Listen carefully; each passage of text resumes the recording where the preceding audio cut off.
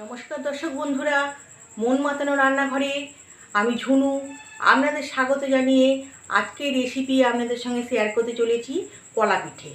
দেখুন, কলা পিঠে বানানোর জন্য আমি এখানে কয়েকটা সিঙ্গাপুরি কলা নিয়ে নিয়েছি, আর নিয়েছি এটা চিনি, এটা ময়দা, আর এটা চালের গুঁড়ো।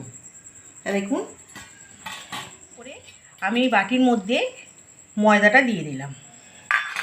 এবার দিয়ে দেবো চালের গুঁড়ো। এবার তার সঙ্গে আমি চিনিটা দিয়ে দিলাম, আর দিয়ে দেবো কিছুটা মৌরি, আর সামান্য একটু নুন টেস্টটাকে ব্যালেন্স করবার জন্য।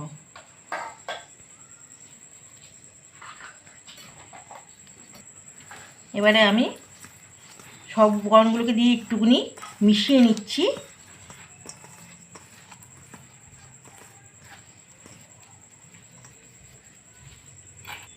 এবারে আমি এর সাথে দিয়ে দেবো খানিকটা আখের গুড়।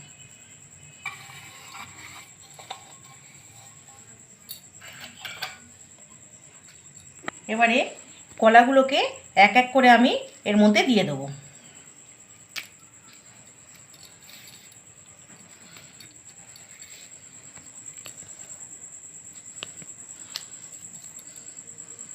একবার সদ্য পাকা কলা তো, তাই খোসাটাও ছাড়তে একটু অসুবিধা হয়ে যাচ্ছে ছাড়াতে।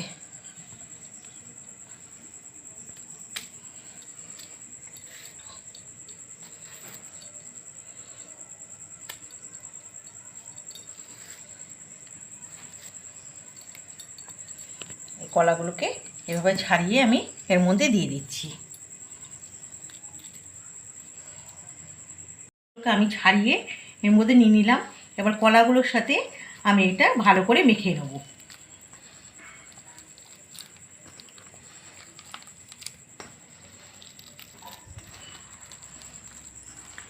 ভালো করে আমি চাল গুঁড়িটার সাথে আমি মেখে নিচ্ছি।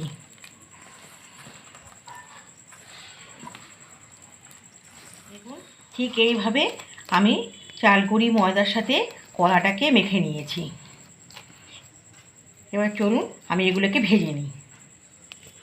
এটা তৈরি করার জন্য আমি ওভেনের মধ্যে একটা কড়াই বসিয়ে দিয়েছি। এবার কড়াইয়ের মধ্যে আমি একটু তেল দিয়ে দেবো।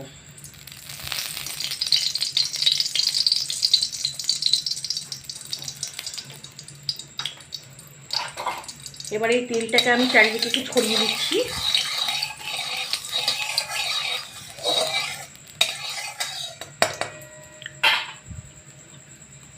এবারে এই যে মেখে রেখেছি আমি কলাটা, এখন ঠিক আমি এইভাবে নিয়ে এর মধ্যে দিয়ে দেব।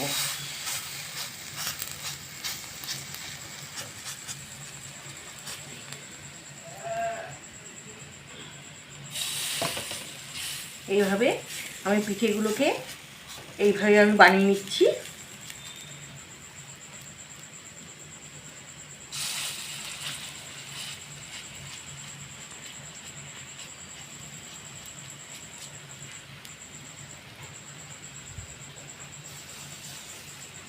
এটা ডুবো তেলে ভাজা হবে না, অল্প তেলে আমি এই পিঠেগুলোকে ভেজে নেব।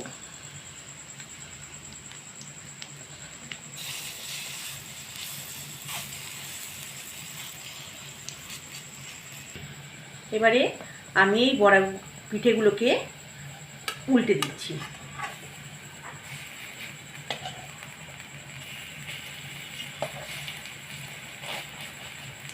ও পিঠটা ভাজা হয়ে গেছে। এবার আমি এক এক করে উল্টে দিচ্ছি।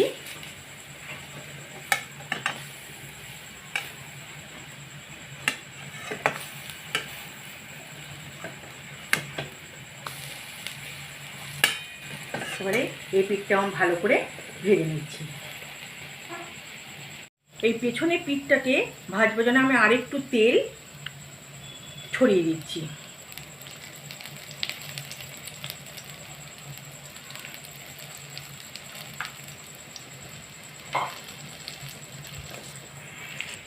দেখুন কলা পিঠেগুলো আমার কি সুন্দরভাবে ভাজা হয়ে গেছে। এবারে আমি এগুলোকে এক এক করে তুলে নেব।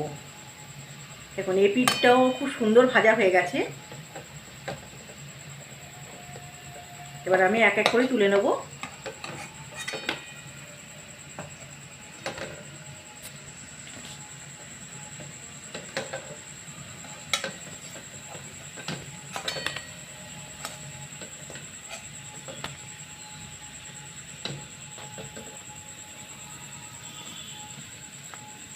আবারও আমি সামান্য তেল দিয়ে দিচ্ছি।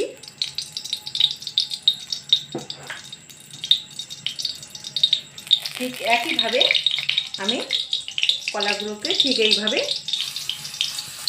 পিঠেগুলোকে বানিয়ে নিচ্ছি।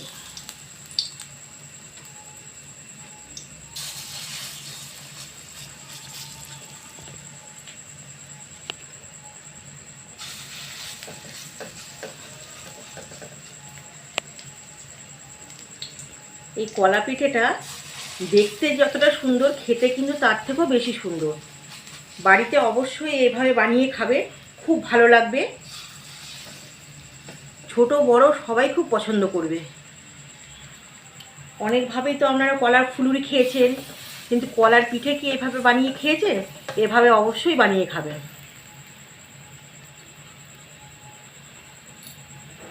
এখন একইভাবে আমি এই পিঠেগুলোকেও এই অল্প তেলের মধ্যে ভেজে নিচ্ছি। প্রত্যেকটা পিঠে আমার ভাজা হয়ে গেছে।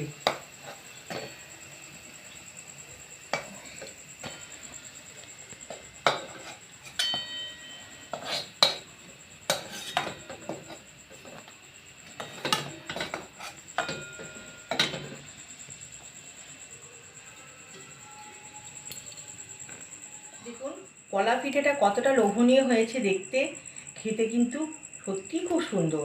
অবশ্যই বাড়িতে করে খাবেন, একবার খেলে বারবারই খেতে ইচ্ছে করবে।